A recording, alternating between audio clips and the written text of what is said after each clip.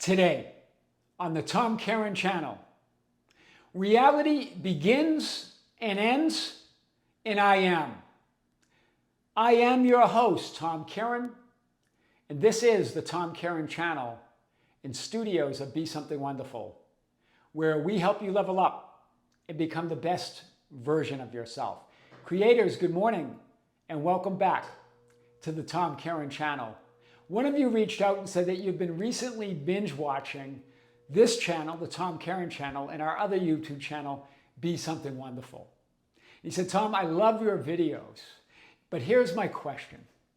He goes, I sort of look at your videos in two categories. One category are the stories and the lessons about those that are manifesting and creating the life of their dreams and how they did it. And he pointed to videos that we talked about what seemed to be miraculous healings of a chronic or even a terminal illness. And others that they became a millionaire overnight, right? Millions of dollars. Or just simply manifesting their specific person. That seemed so unlikely in their physical experience to be able to do. He goes, I've seen all of those. And he goes, that's one idea. And then the other idea is you creating lessons around the questions of the processes and the techniques, the idea that I'm not there yet. How do I manifest everything that I want and desire? What's wrong or what's blocking me? And he said, what do you see as the main difference between those, such a powerful question, between those that are manifesting and creating everything that they want and desire, and those that are not yet creating and manifesting what they want and desire? And here it is. There's a few things here, but I can really get it to one big idea. Those that are manifesting everything that they want and desire, living the life of their dreams, manifesting all of it, are not looking for evidence or proof of their reality or who they are out there in the physical changing circumstances and conditions. They're not looking for it in the changing thoughts and feelings. They're not looking for it in the changing people, events, and circumstances. They're being the proof. They're experiencing reality as reality. In other words, they're being that person that they desire to be. It's a choice. It's a decision. Where the others are still looking for proof and evidence that their reality is changing. They're still creating the separation or this idea of limitation. That the physically focused you is somehow limited and separate and has to manifest and create from some infinite source that appears to be outside of them. That's the difference. It's the only difference. I want to show this today. That here you are. That's the real you. I've showed this in many different ways. The great I am that Scripture talks about. The one existence. It's just one divine, impersonal, intelligent, conscious mind. Impersonal meaning it's not separate from anyone or anything. When spiritual teachers talk about the God being impersonal, it's not a God that's cold and uncaring. It's a God that doesn't see itself from separate from any one of you. That it's just all one. There's no separation anywhere. That's what impersonal means. It's not one specific personality. It's all personalities. All of you as that one divine mind. You make up that one love, that one thought of God, that one I am. It's one experience of absolute unconditional love and fulfillment. And then we create infinite perspectives of that. From that, you have your infinite non-physical being, who you are. Your unique personality as source. Think of that. That's you as I am awareness. Your unique personality. Who you are. And then you have, and that's infinite, that infinite non-physical being. What Abraham Hicks and others call the inner being or your higher self. Your higher self. Remember, this is all higher selves. This is the one impersonal being. But this is your higher self. This is you. This is your unique signature. Individualized personality as source, as that one divine mind. And then you have your physically focused you. That's not finite, but infinite as well. Hear this. That physically focused you is also infinite. It's the same I am. It's just creating a finite experience, a unique experience, where the infinite non-physical you is all infinite experiences. Where here you're creating a certain finite experience of all that you are. It's focused, but it's not, but it doesn't mean it's limited or separated from anything. Do you see? It's you as the center of that one divine mind. The separation or the limitation, that assumption that you, as a physically focused personality, that you're separate or limited, that's the illusion. Hear this. Meaning when we say illusion, we're not saying not real. We're saying it's not what it seems to be. Everything is reality. Everything is real. This is the real you. This is the real you. This is the real you. But this real you is not limited by anything. Do you see that? That it's just simply creating a finite experience as that infinite physically focused being that you are. Wow. Do you see the whole idea of separation and limitation? It's not that the physically focused you, or what some teachers call ego, is an illusion. It's only the assumption or thought that you're separate or limited from all that you are, from the infinite being that you are. That's the illusion. So that physically focused you is just as infinite as that non-physical being that you are, that non-physical personality. It's still the same personality in that impersonal one divine being that we call God. There you are, as that great impersonal one divine mind, the center of all of that. One infinite being, one infinite experience, creating infinite non-physical, as an infinite non-physical being of all versions of you, all experiences. Do you see? That's you, the infinite non-physical. It's you being God through that infinite, finite, focused identities, experiencing itself as those infinite, finite, focused experiences. These are finite experiences, these are finite identities, but they're infinite power.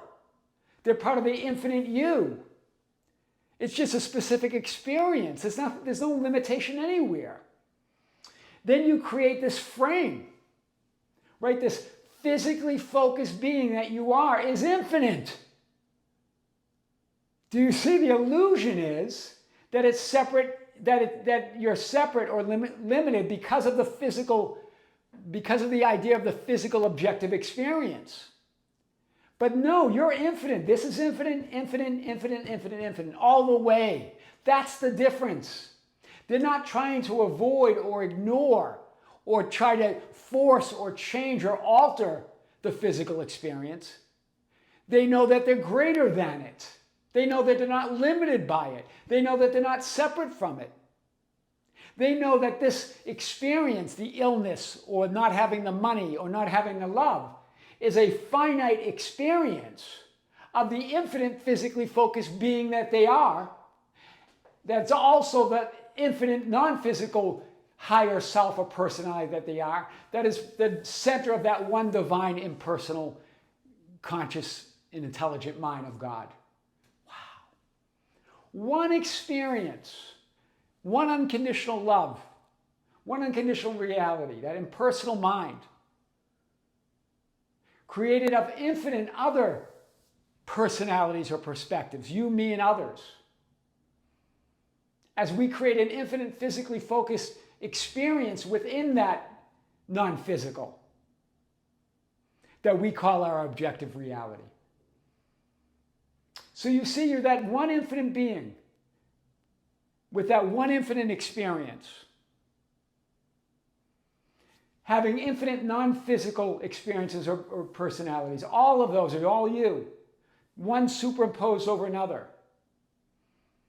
That infinite physical you, infinite, having a certain finite experience in every moment. Wow. You are yourself having a focused finite experience. And when you say, well, how do I know? How do I know? Remember, when you say I am, you know that you're yourself. I am me. I am myself. When you say that, there's a certain sensation, a certain knowing. That's the feeling. It's a conviction that I am myself. Right now, say that. I am myself. You know that. That's a knowing there. There's an absolute conviction that you are yourself. Well, that same self is not limited or separate from anything. It's the same infinite being. Wow. When we talk about duality or the dual nature of who you are, it simply means that you're this infinite, non-physical being that's the center of that one divine and personal mind.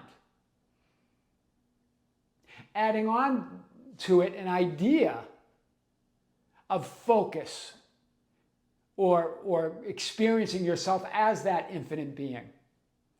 But that's an infinite, physically focused you. You just create the idea.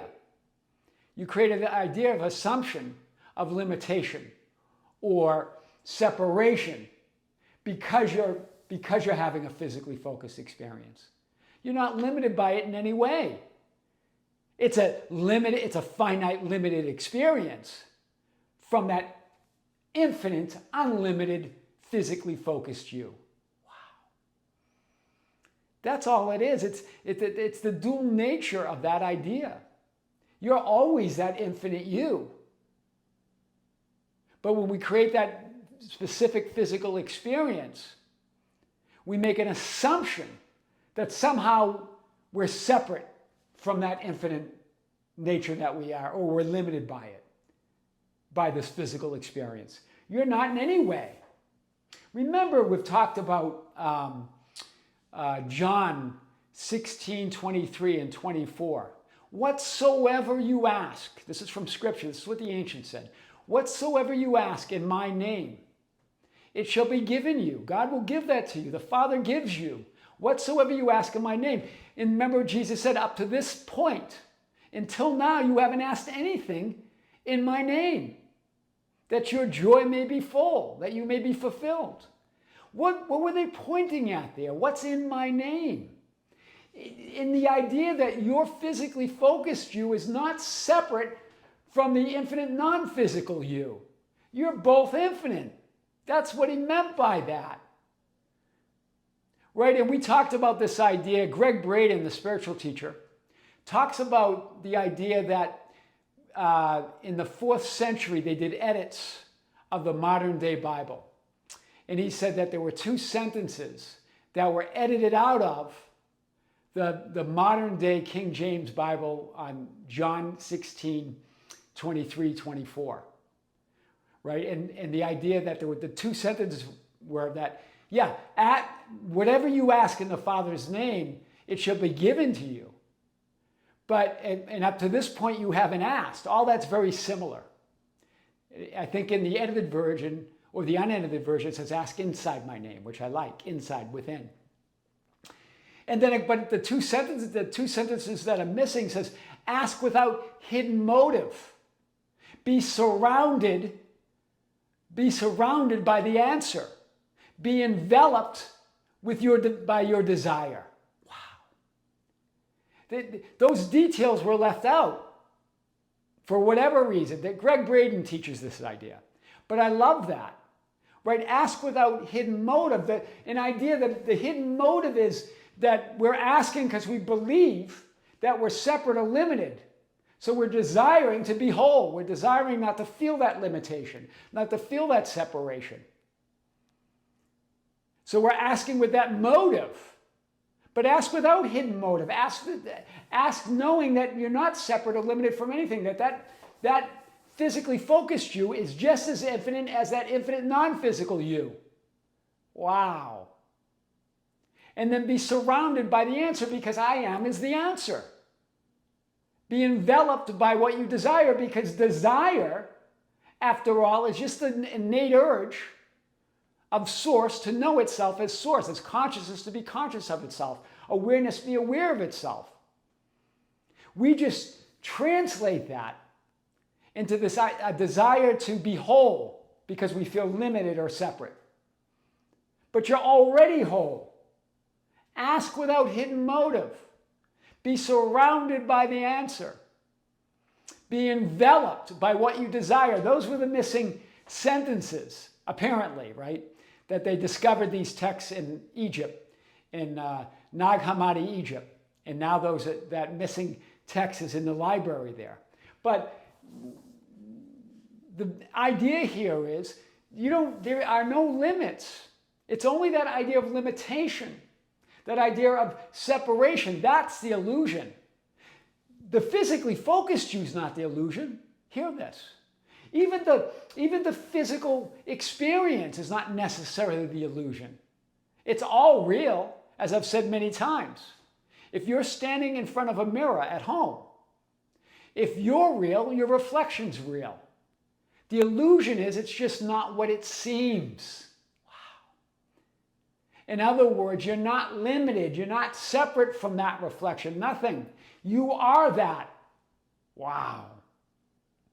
I am your host, Tom Kearin, and this is the Tom Kearin channel and studios of Be Something Wonderful, where we help you level up and become the best version of yourself.